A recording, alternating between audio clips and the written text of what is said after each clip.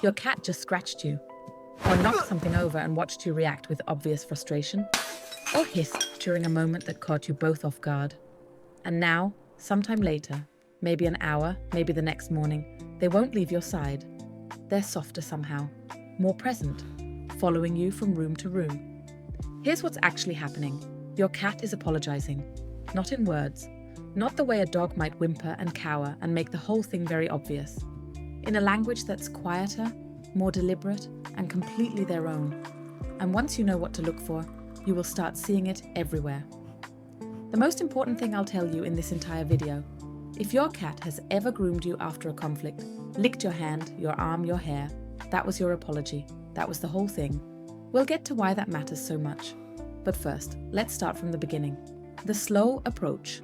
The first signal your cat is in what behaviorists call social repair mode is a very specific type of physical approach. And once you know what it looks like, you'll never miss it again.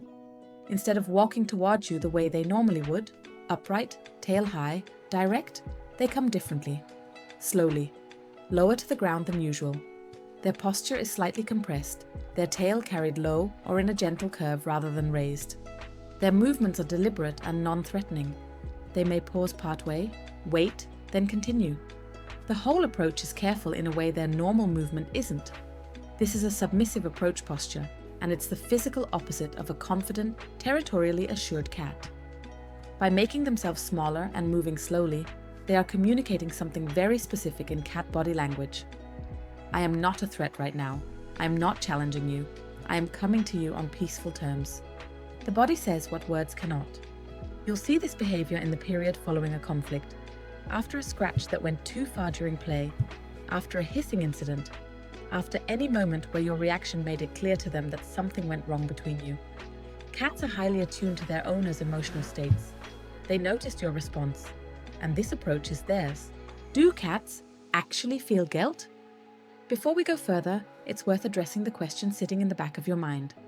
Do cats actually experience guilt or remorse? Can they even process a conflict in those terms? The honest scientific answer is nuanced. We know that cats possess a limbic system, the part of the brain responsible for emotional processing, that is structurally similar to the human limbic system. We know they experience a recognizable range of emotions: fear, pleasure, frustration, attachment, anxiety. Brain imaging studies and behavioral research both support this. Whether cats experience guilt as a distinct conscious emotion, the way a human reflects on wrongdoing, is genuinely debated and probably cannot be confirmed with current methods. But here's what researchers have clearly observed. Cats register when social harmony with a bonded individual has been disrupted. They have identifiable, consistent behaviors specifically oriented toward repairing that disruption. Whether we call that guilt or social repair instinct, the observable result is the same, and it's real: slow blinking and head bumping. Once your cat has made their careful approach and is near you, watch what comes next. The repair behavior doesn't stop at the approach. It continues through specific physical gestures. Many cats will initiate a slow blink. You may already know this gesture as a sign of general affection, but in the context of a post-conflict approach, it carries a more specific meaning. The slow, deliberate closing and reopening of the eyes is a de-escalation signal. It communicates calm, non-aggression, and openness. Directed at you after a tense moment, it's essentially asking, "Are we okay? I'm not tense. Are you?" Head bumping, the technical term is bunting, is the next key gesture. When your cat presses their forehead or the side of their cheek against you, they're doing something very deliberate. Cats have scent glands along their face, at the cheeks, chin, and forehead. And when they bunt against you, they deposit their scent onto you. This is an intimate, trust-reserved behavior. Cats don't bunt strangers. They bunt individuals they feel genuinely bonded to. When bunting happens specifically in the aftermath of a conflict, it's a re-bonding gesture.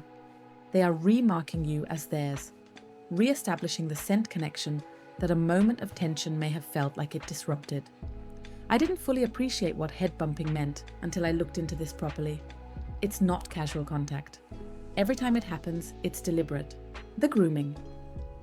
And now we arrive at the one that matters most. The behavior that, once you understand it, changes how you receive it completely. Cats groom each other. The scientific term is grooming, and it is not a casual or indiscriminate behavior. In feline social structure, grooming occurs exclusively between individuals who are closely bonded, between cats who have established genuine trust and affiliative connection. A cat does not groom a cat they are merely tolerating. They do not groom a stranger. They groom the cats and the people they feel truly safe with. It is the single highest trust social behavior in a cat's entire repertoire.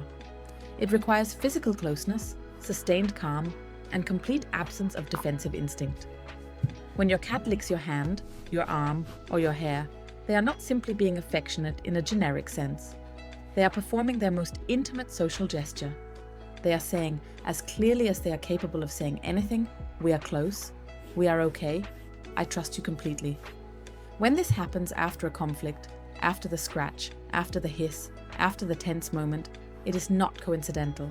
It is the completion of the repair sequence. The approach, the slow blink, the bunt, and finally the groom. If your cat grooms you after an argument, you have your apology. That is the whole thing. How you should respond. Understanding all of this makes one thing very clear. How you respond to a cat's repair sequence matters enormously. Your response either completes the repair or leaves it unresolved. And the difference has real effects on your cat's behavior and trust over time. The worst response is continued coldness or expressed frustration after your cat has already initiated repair. Cats do not have a concept of extended punishment or prolonged social consequences. In their social framework, repair gestures are meant to close the rupture. When those gestures are met with ongoing rejection, your cat genuinely does not understand what is still wrong. The result is confusion, rising anxiety, and, over repeated experiences, a reduced willingness to attempt repair at all. They stop trying. The right response is simple and doesn't require anything dramatic. Meet them where they are, accept the slow blink by returning one. Let the bunt happen. If they groom you, let them. Say something soft and calm. The specific words don't matter, the tone does. What you're communicating is, "I received your message. The disruption is over. We are okay."